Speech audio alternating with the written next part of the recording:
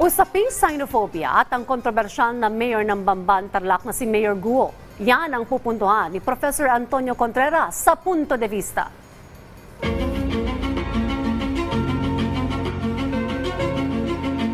Maraming salamat, Dayan.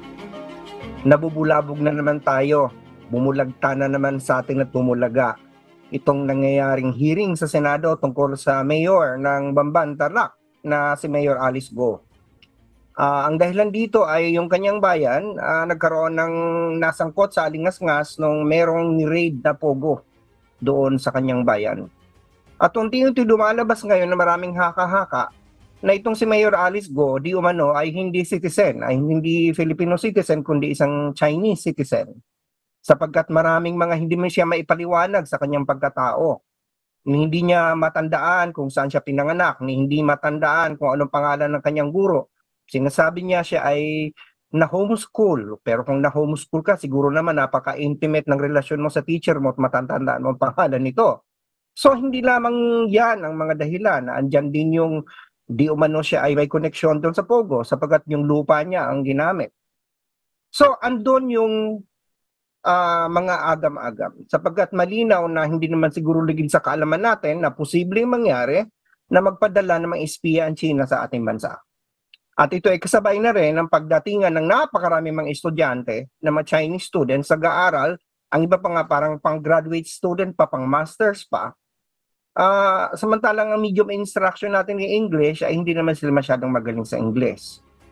Hindi natin inaalis sa ating mga sarili mangamba. In fact, dapat tayo maging maingat sapagkat meron tayong banta at andyan na ang panghimasok ng China sa ating exclusive economic zone. At alam mo, hindi lamang sa sini nangyayari ito. Yung mga tinatawag natin mga Manchurian candidate, mga kandidato at mga politiko na pupondohan ng ibang bansa para isulong ang interest nila. Ganun pa man, dapat tayo maghinay-hinay din. Sapagkat ang usapin na citizenship ay masalimuot. Kung tutuusin, ang citizenship ay presumed. Sapagkat kung meron namang dokumentong ipapakita si Mayor Go na siya ay Pilipino, kung meron siyang birth certificate, bagamat ito ay late na i-register. Kung sinasabi doon ng isa lamang sa kanyang magulang ay Pilipino, siya ay natural born citizen. Yan po ang ating saligang batas. Nakalagay po yan na isa lang, nanay mo lang o tatay mo ang Pilipino, ay Pilipino ka na rin. So, ang presumption po na para i-prove na si Mayor Go ay hindi Pilipino ay syempre doon sa nag-aakusa na hindi siya Pilipino. At kung may mga pinanghahawakan siyang papel, kailangang patunayan natin na ang kanyang ina hindi Pilipino, o ang kanyang tatay, inamin niya na Chinese, o may mga dokumentong ito in check. Pero paano naman yung kanyang nanay, kailangang patunayan. At pagdating sa eleksyon, inamin naman ng Commission on Elections na hindi na sila ngayon ang forum para pag-usapan to. Hindi rin ng Senado magiging forum para malaman kung si Mayor Go ba ay Pilipino o hindi, sapagkat kailangan nitong magkaroon ng isang proceeding. Hindi na po ito hawak ng Senado. So, usapin naman ng Pogo, malinaw naman sa atin na ang Pogo ay hindi illegal. In fact, yan po ang pinupush ngayon ng maraming mambabatas.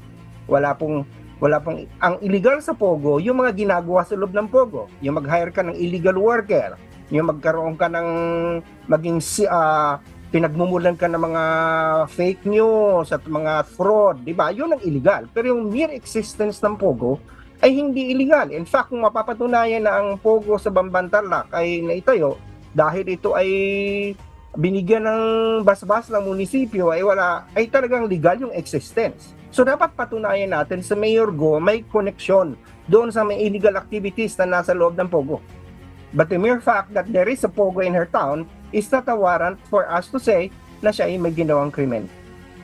Hindi ko po siya inalisan ng responsibilidad. Maaaring magkaroon siya ng responsibilidad. Subalit ang masalalim po dito ng issue, mas malalim na issue po dito, yung nangyayari ngayon na para bagang ang mga tao ginagamit na sangkala ng issue ng maraming Chinese students sa Tugigaraw, Cagayan.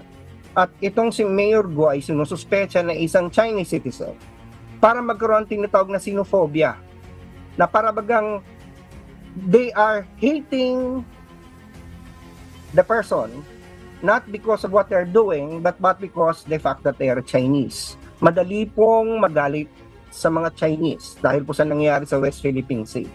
Pero sana po ihiwalay natin ang nangyayari sa pagkatao. Ihiwalay natin, huwag nating idama yung entire race yung ethnic group, sapagkat alam po natin maraming Pilipino na merong dugong incheck. Tayo po sa kultura natin naka-embed na ang Chinese influence. Hindi po pwede sapagkat sa totoo lang, itong mga estudyante na nasa Tugigaraw, Cagayan, kaya naman yan naandyan sapagkat meron tayong policy. Ilipat ang isang tourist visa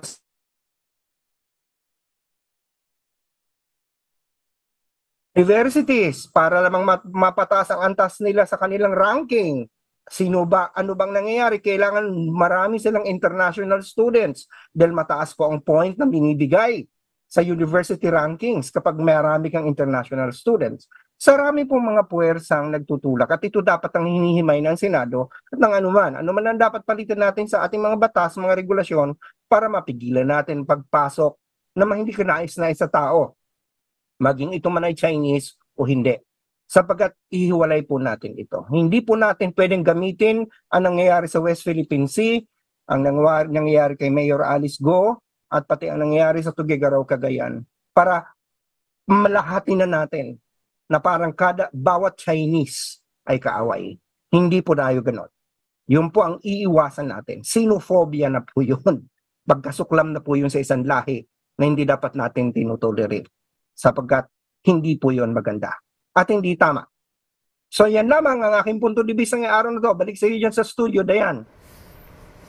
Maraming salamat, Professor Contreras.